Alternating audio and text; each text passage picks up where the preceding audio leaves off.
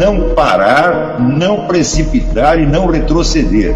Então dizer para esse cara, sabe quando nós vamos parar? Nunca. Nunca na sua porca vida. E aí pessoal do canal, tranquilo? Antes do vídeo, quero pedir a você para ser membro do canal, para ajudar a gente nessa grande luta, que é pela libertação do Brasil do comunismo, do socialismo. Então é isso aí, se inscreva, compartilhe, comente, ajude o nosso canal. Quem puder ajudar financeiramente, os links estão aí na descrição do vídeo. Quem quiser seguir a gente nas redes sociais, também estão todos aí na descrição.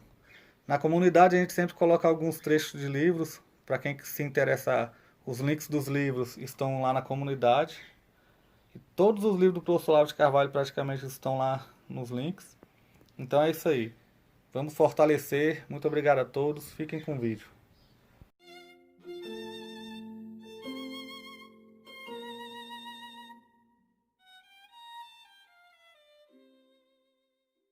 Uma ideologia consiste basicamente em propor metas, propor um modelo de Estado, propor uma legislação, propor um modelo de sociedade e indicar os caminhos para chegar lá. Um cientista político não pode fazer isto. O que o cientista político faz é o seguinte, ele pega as pessoas e vê o que elas querem fazer e ele sugere os meios mais racionais para fazer o que elas querem. É exatamente o que eu tenho feito. Você pode procurar a minha obra inteira, você não vai encontrar um modelo de sociedade, um modelo de Estado, um modelo de Constituição, mas nada disso. Né? Então, o que eu estou fazendo aqui é tentar explicar para os homens e mulheres da direita, né, quais são os meios racionais pelos quais eles podem chegar a obter os resultados que eles querem. Então, em primeiro lugar, você precisa entender a situação como ela está. E a situação é a seguinte, a direita elegeu um presidente, porém quem manda no país? Eu digo para vocês quem manda no país. Quem manda no país é o Fernando Haddad. O Fernando Haddad, em 1998, criou um plano para o PT, que ele disse que já estava em execução no PT, cujo resumo é assim, a elevação política do lumpenproletariado. O que é o lumpenproletariado? São bandidos, prostitutas, drogados, loucos, né? Pessoas divergentes, de tudo quanto é tipo, pessoas que não têm um lugar específico na sociedade. E, se você for ver, hoje, o lumpenproletariado domina o panorama nacional. Você vê, por exemplo, que um sujeito esfaquear um candidato a presidente da República não é nada. Mas matar a menina que está metida lá com o narcotráfico, isso é um escândalo, isso é um crime, isso é um horror. Não é isso? O Jean Willis, que é um sujeito totalmente desocupado, nunca fez nada, tá certo? Ele disse que foi perseguido, disse que foi ameaçado de morte. Aliás, ele foi ameaçado de morte pelo mesmo sujeito que ameaçou a mim, um sujeito louco, totalmente louco. Mas no caso dele, isso tem uma importância política e moral extraordinária. Por quê? Porque é o lumpenproletariado. Então, a ideologia de gênero, o que é? Lumpenproletarização. Ela está sendo aplicada, ela está sendo, vamos dizer, oficializada, tornada obrigatória esta semana pelo STF. Enquanto isso, vocês viram esse vídeo que eu coloquei aí do procurador do Rio Grande do Sul, Rodney Candeias, ele descrevendo assim, a ocupação do território nacional por ONGs estrangeiras associadas a partidos de esquerda. Eles já tomaram metade do território nacional. Né? E você acha que quem está no poder é o Bolsonaro? Não é o Bolsonaro. Este é o plano do Haddad. Vocês esqueceram o seguinte, depois de todos os crimes do PT, que foram comprovados, divulgados, mas milhares e milhares de crimes que eu nunca vi no mundo, o candidato deles chega a ter 44 milhões de votos. E vocês acham que vocês têm alguma força só porque o seu candidato tem um pouquinho mais de voto? Não. Porque o candidato que vocês elegeram não tem nenhuma organização, não tem nenhuma militância organizada, não tem nada. Esses camaradas têm a macro-organização, eles dominam a mídia, as universidades, os órgãos públicos, as ONGs, as verbas federais, o sistema judiciário, a OAB e tudo. Eles estão no poder, vocês não entenderam ainda? Viu que eu falei para você, você eleger um presidente sem que ele tenha o suporte partidário, militante, etc, é a mesma coisa que condená-lo à morte. Foi isso que eles fizeram. entregaram esse abacaxi impossível para o Bolsonaro resolver e querem que ele resolva. Enquanto vocês estão discutindo aí se o Eduardo deve ir para Washington ou não, os caras estão lá oficializando a ideologia de gênero, tomando o território nacional. Outra coisa eu vou dizer para vocês. Quantas armas foram apreendidas na fronteira, dessas armas que são contrabandeadas para vir para as Farc? Quantas foram? Nunca nenhuma. Quando o Fernandinho Beiramar foi preso, ele foi preso pelo exército da Colômbia, não pelo nosso. Quando ele chegou no Brasil, ele foi no Congresso e humilhou os deputados. Na Colômbia ele confessou tudo. No Brasil não confessou nada, ele mandou os deputados calar a boca e eles calaram a boca. Quem tem o poder no Brasil? Quem tem o poder no Brasil é o Fernando Haddad. Vocês não entenderam ainda? A desqualificação da direita é tal que não dá nem para ter um confronto, não dá nem para ter um debate. Quando chega o debate, o cara da direita se apressa a usar os termos, o vocabulário e os conceitos descritivos que a esquerda lhe impôs. Eu vi um grande militar, nosso comandante militar muito louvado, aparecendo do lado de um membro do Foro de São Paulo, dizendo, nós compreendemos que a criminalidade é efeito da pobreza e que nós precisamos resolver os problemas sociais para depois eliminar a criminalidade. O que é isso aí? É o discurso da esquerda.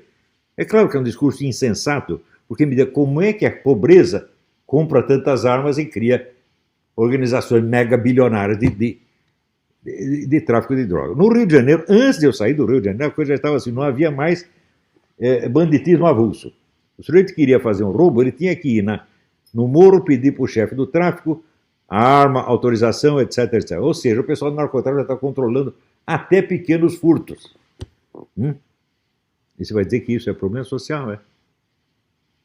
Quer dizer, os narcotraficantes estão muito sem dinheiro, coitadinhos, então eles estão traficando droga por causa disso? Ora, o homem estava lá repetindo o discurso da esquerda, igualzinho, e servindo a isto, sem perceber o que estava fazendo. Depois eu vi um debate entre esse general Rocha Paiva e esse senador Randolph, que diz que também é professor de história. E o debate era sobre o golpe de 1964. Então, o general sabia muitos fatos. Os fatos que ele citava eram verdadeiros. O Randolph mentiu um pouquinho. Mas o Randolph ganha o debate. Sabe por quê? Porque o general aceitou a premissa básica do Randolph, que é a seguinte: antes do golpe havia uma ordem democrática no Brasil e ela foi rompida pelo golpe. Se você aceitou isso, você confessou. Nós rompemos a ordem democrática e implantamos uma ditadura. Ora, o que havia antes? Havia guerrilha organizada e financiada pelo governo cubano. Havia 200 e tantos grupos de guerrilheiros atuando naquela época, com o negócio das ligas camponesas. Financiado e sustentado pelo governo de Cuba e pelo governo nacional. Quando se descobre tudo, graças a um acidente de avião em que o funcionário cubano deixou cair lá um monte de documentos, os documentos foram para a mão do presidente da República. O que o presidente da República fez? Tomou providência? Mandou investigar e prender os caras? Não. Entregou todas as provas para o autor do crime, Fidel Castro.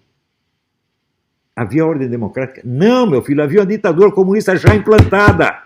Havia milhares de agentes da KGB no governo, como apareceu já esse livro do Mauro Abranches, mostra isso. Agora, o general chegava dizendo, havia um golpe em preparação. Daí o Randolph pega a dica e diz, mas isso é hipotético, é um futuro hipotético, nós estamos falando de um golpe que realmente aconteceu. E o general cala a boca, o que ele pode fazer? Ou seja, este general, ele conhece os fatos, mas ele não tem sequer os princípios elementares da arte da argumentação e da prova.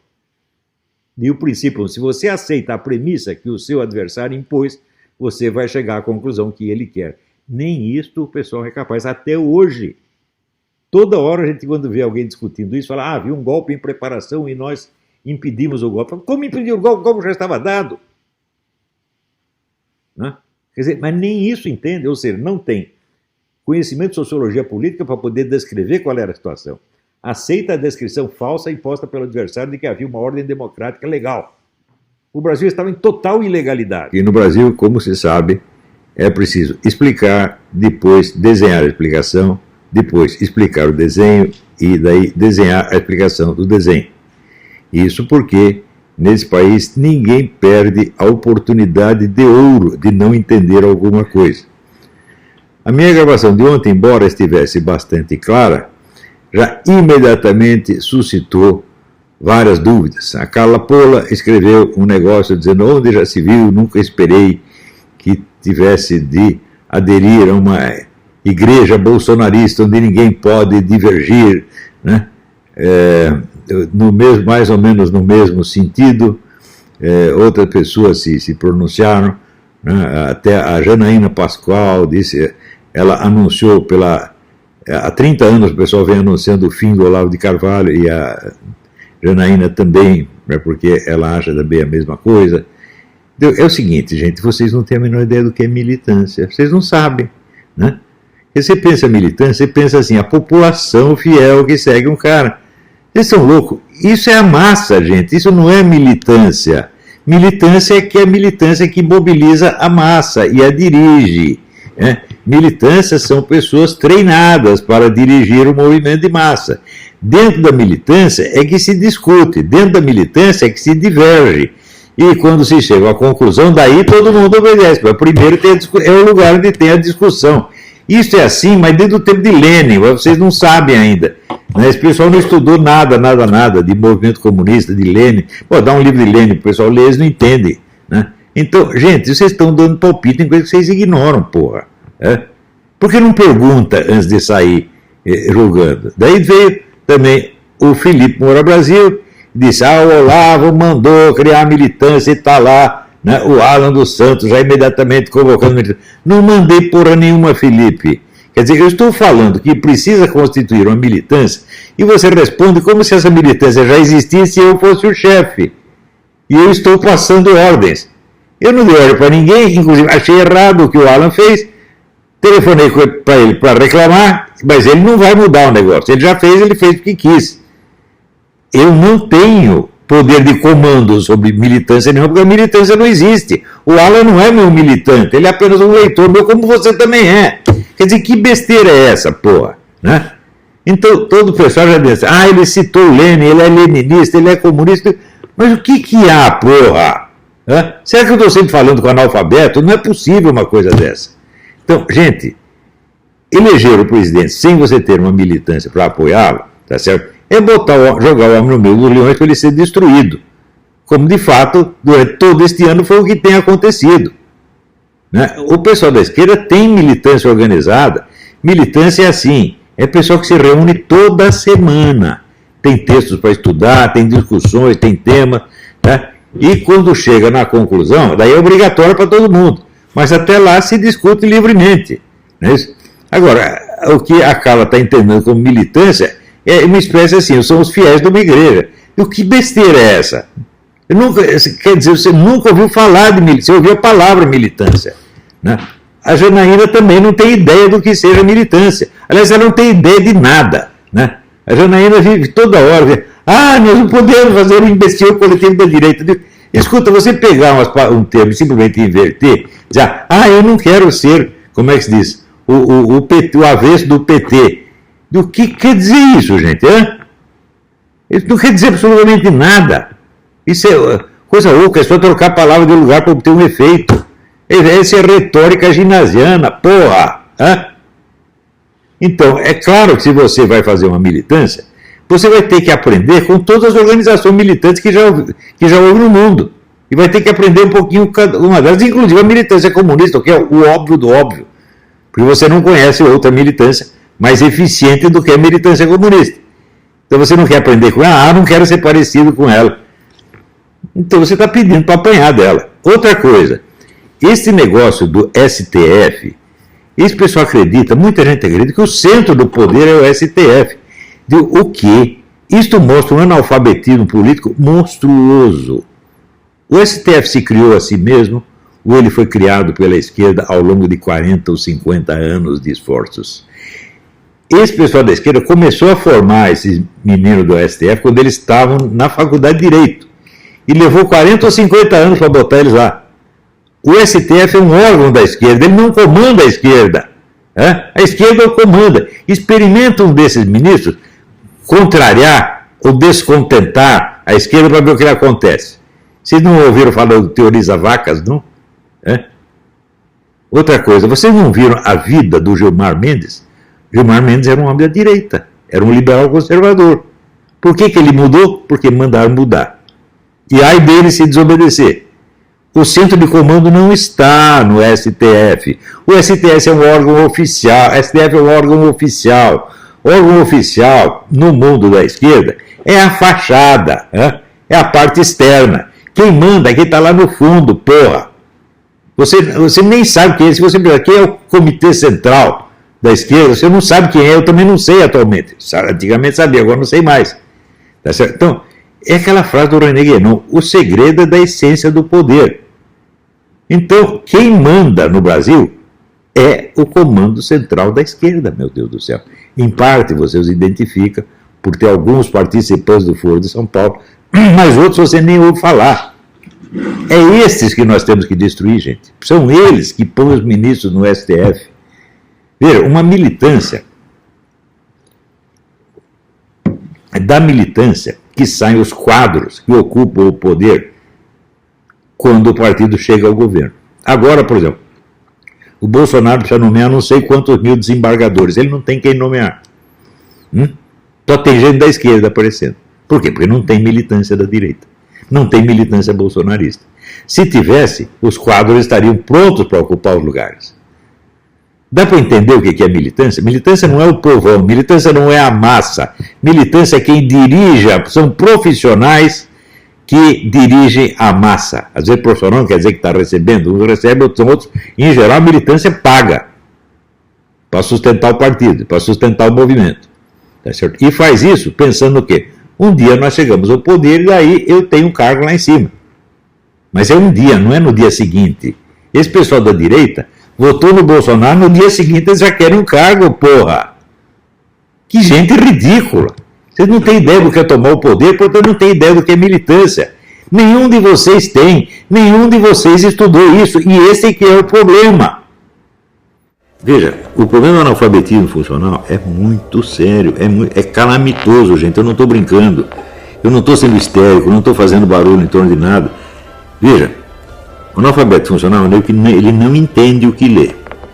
Então, se ele não entende, ele pode atribuir àquilo o sentido que ele deseja. Então, é o que dizia o Cláudio Moura Castro. O brasileiro não lê o que está escrito. Ele lê o que ele imagina que o escritor, no fundo, quis dizer. Então, faz interpretação até psicanalítica, né? Sem entender nada, justamente porque não entende nada. Ora, segundo várias pesquisas, as universidades estão despejando no mercado anualmente 50% de formandos analfabetos funcionais. E isso está já há pelo menos 15 anos, ou 20 anos. Então, faz as contas. Quantos analfabetos funcionais vocês têm ocupando profissões de nível superior no Brasil? No mínimo, algo entre 40 e 70 milhões.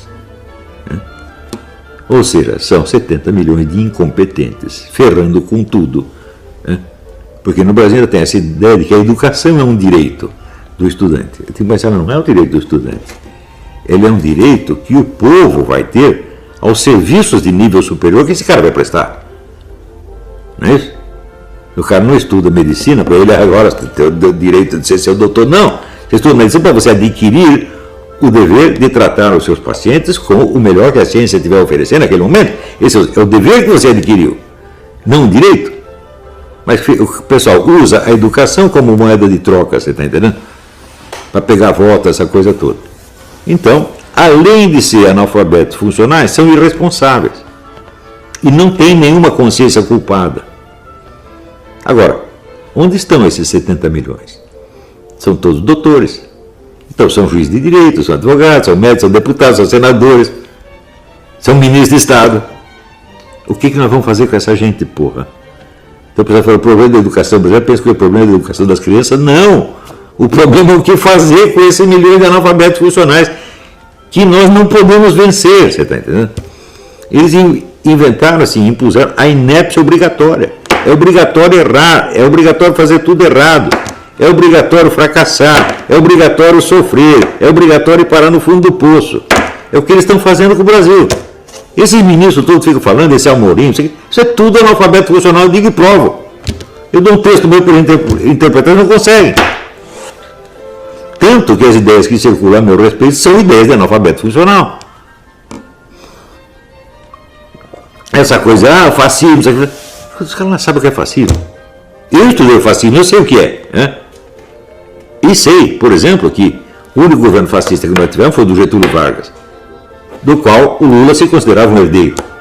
Né? Para os universitários, eu daria o livro do Padre Sertiange, A Vida Intelectual. Esse foi o livro que decidiu a minha vida. Quando eu li aquilo, eu falei, é isso que eu quero ser quando eu crescer. E eu sou. Eu estou fazendo o que o Padre Sertiange mandou fazer. Eu dei um curso, uma vez que a gente chamava de educação liberal, assim, por falta de outro nome, em que eu mandava o pessoal ler um determinado livro em voz alta durante a semana, tinha que ler em voz alta, porque o brasileiro não é visual, ele é auditivo, então um lia para os outros. Né? E nós fizemos isso com 10 livros. Em seguida, eu fazia algo que não era uma análise do livro, que era uma série de elementos em torno do livro que ajudavam a torná-lo mais claro. Por exemplo, o pessoal lia o Crime e Castigo, eu contava a história de Napoleão Bonaparte, que foi, no fundo, a inspiração do personagem Raskolnikov. E assim por diante. Isso sempre funcionou. Né? Isso, para muita gente, foi o início da vida intelectual deles. Não tem nenhum que depois que decaiu, todos foram em frente. Eu daria esse tipo de coisa. Depois, você vira, este processo foi adotado por aquele juiz, o Bragalha, né? Márcio Bragalha, onde ele premiava os detentos de uma determinada cadeia, se lessem, cada livro que eles lessem e comentassem, mostrando que tinham entendido o livro, eles tinham a pena reduzida. Isso é muito bom, funcionou. Esse modelo foi adotado na Itália, inclusive. Não se espalhou para o Brasil, porque o resto do juiz é um bando de invejosos, filho da puta, analfabeto. Né? Então, eu precisava fazer a mesma coisa com eles. Né? Eu precisava fazer, antes de aplicar o processo aos detentos, tinha que aplicar aos juízes. Eles não leram nada disso também, não estão sabendo de coisa nenhuma. Houve uma época em que juiz de direito era o suprassumo da inteligência no Brasil. Né? Os melhores caras iam trabalhar nisso aí, o juiz de direito, o advogado, né? Desembargador, qualquer coisa assim, mas hoje o negócio está péssimo. É só ter analfabeto funcional, uma coisa horrível. O padre Stanislau Laduzan, sem dúvida. Né?